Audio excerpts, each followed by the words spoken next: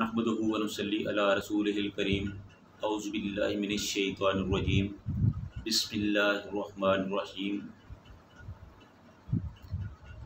یا ایہا الذین آمنوا ادخلوا فی السلم کافۃ ولا تتبعوا خطوات الشیطان انہ لکم عدو مبین۔ یا ایہا الذین آمنوا اے ایمان والو، ادخلو داخل ہو جاؤ فی السلم اسلام میں، کافہ مکمل طور پر، ولا تتبعوا اور نہ پیروی کرو خطوات الشیطان شیطان کے راستوں کی، انہ لکم عدو مبین بے شک وہ تمہارا کھلا دشمن ہے۔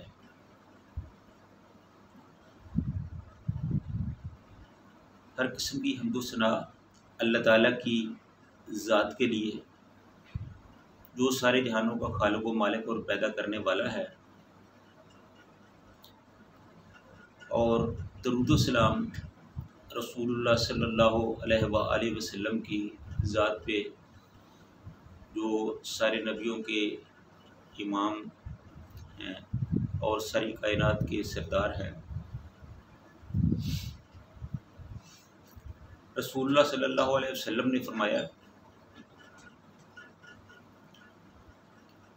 کہ مسلمان وہ ہے جس کی زبان سے کسی دوسرے مسلمان کو تکلیف نہ پہنچے، جس کے ہاتھ سے کسی دوسرے مسلمان کو تکلیف نہ پہنچے۔ یہ اسلام کے بنیادی اصولوں میں سے ہیں۔ اسی طرح اللہ تعالیٰ کا یہ حکم ہے کہ یا ایھا الذین آمنوا ادخلوا فی السلم کافہ، کہ اے ایمان والو مکمل طور پر اسلام کے اندر داخل ہو جاؤ، ولا تتبعوا خطوات الشیطان انہ لکم عدو مبین، اور شیطان کے راستوں کی پیروی نہ کرو کیونکہ وہ تمہارا کھلا دشمن ہے۔ تو اب ہمارے لیے سب سے بڑا حکم جو ہے وہ یہی ہے کہ ہم نے اسلام کے اندر داخل ہونا ہے۔ ایک تو دعویٰ تو ہر آدمی کا ہے کہ وہ مسلمان ہے، لیکن محض دعویٰ کافی نہیں ہے، اس پر عمل کرنا کافی ہے، ضروری ہے۔ اگر اس پر اپنے دعوے پہ عمل نہیں کیا جائے گا تو دعویٰ بے بنیاد ہوگا، دعوے کی کوئی اہمیت نہیں ہوگی۔ دعویٰ اسی طرح قبول ہوگا کہ لوگوں کو اس پر عمل ہوتا ہوا نظر آئے۔ اسلام میں داخل کس طرح ہونا ہے؟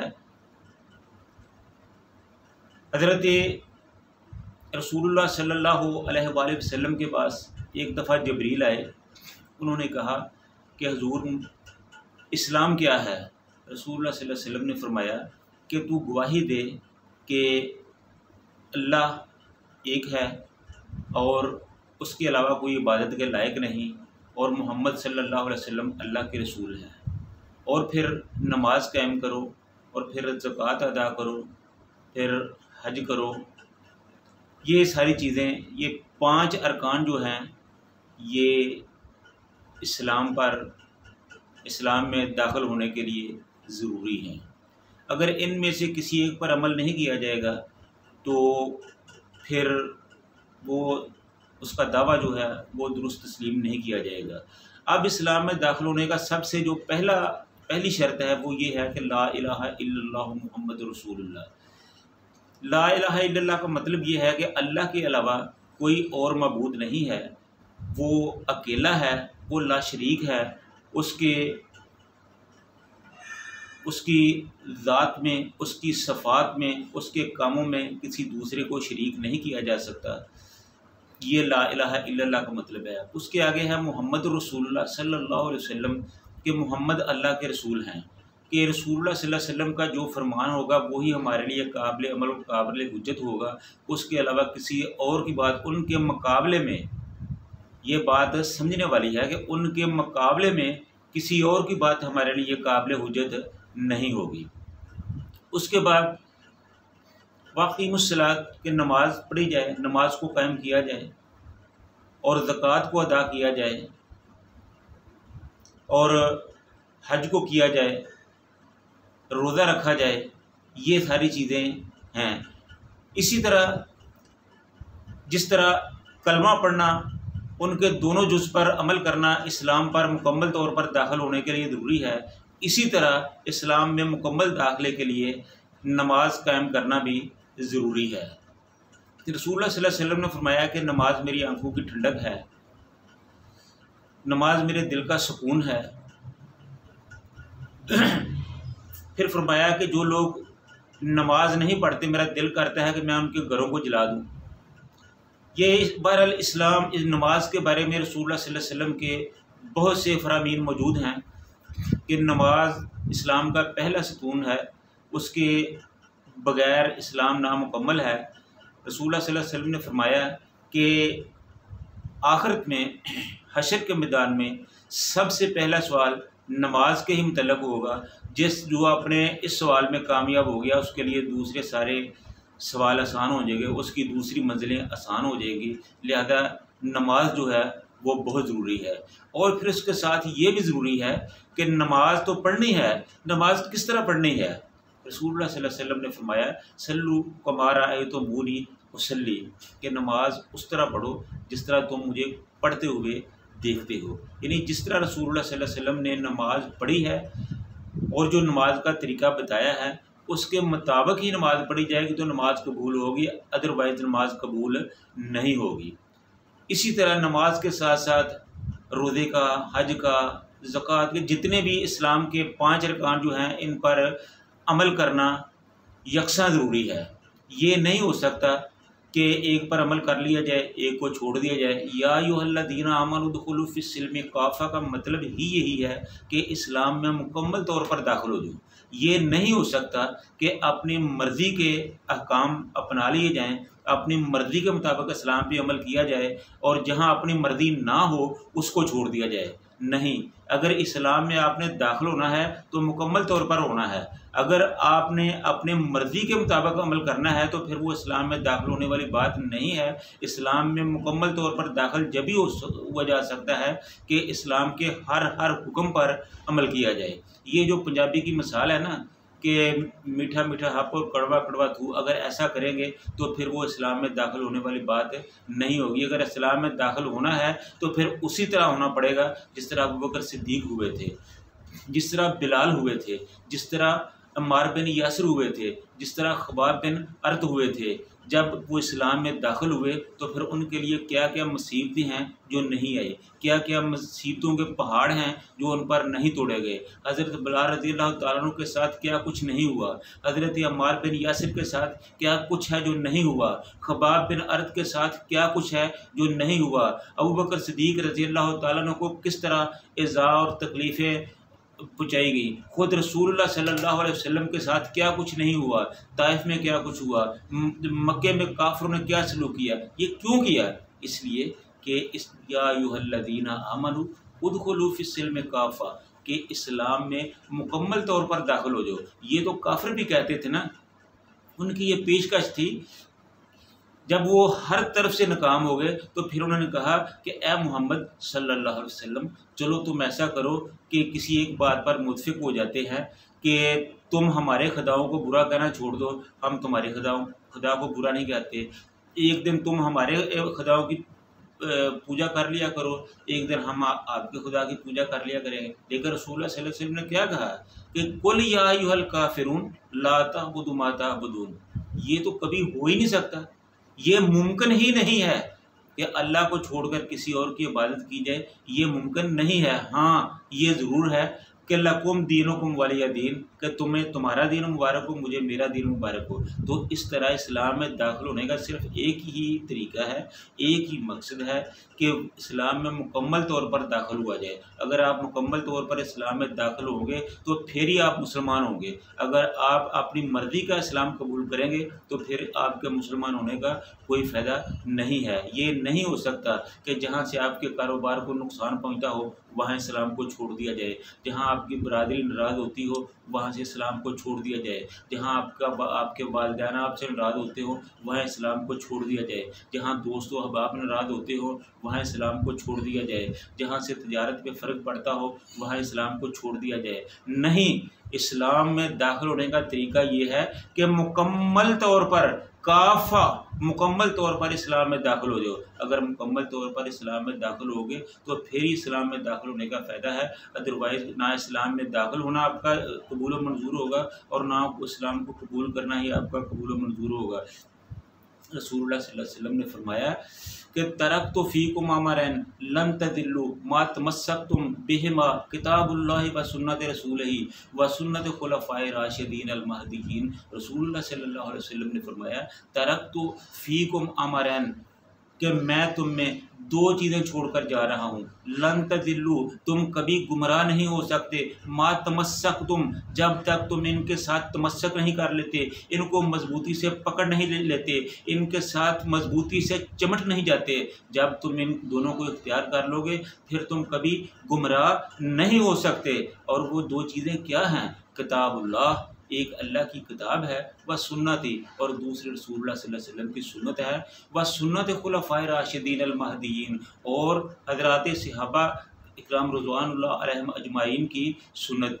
ہاں، دو چیزوں کا ذکر کیا گیا ہے، بیان تین ہوئی ہے، تو جو صحابہ کی سنت ہے وہ بھی نبی پاک صلی اللہ علیہ وسلم کی سنت ہی تصور ہوگی، تو اس لیے دو چیزیں بیان ہوئی ہیں تو دو ہی تصور ہوں گی۔ صحابہ کرام کی سنت بھی رسول اللہ صلی اللہ علیہ وسلم پر سنت پر عمل کرنے کے مترادف ہے، اس لیے جو رسول اللہ صلی اللہ علیہ وسلم نے ہمیں نسخہ کیمیا بتایا ہے، جو ہمیں اسلام میں داخل ہونے کا طریقہ بتایا ہے، جس کی اسلام نے وضاحت کی ہے، وہی ہمارے لیے قبول ہے۔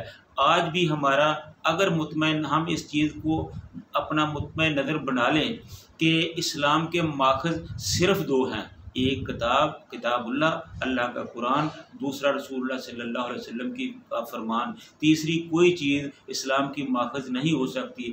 ہاں، اگر آپ تیسری چیز سے فائدہ لینا چاہتے ہیں ضرور لیں، لیکن اس پر عمل کرنے سے پہلے آپ کو یہ دیکھنا ہوگا کہ اس پر عمل کرنے سے کہیں کتاب اللہ پہ زد تو نہیں پڑتی، کہیں سنت رسول صلی اللہ علیہ وسلم پہ زد تو نہیں پڑتی، کہیں سنت صحابہ پہ زد تو نہیں پڑتی۔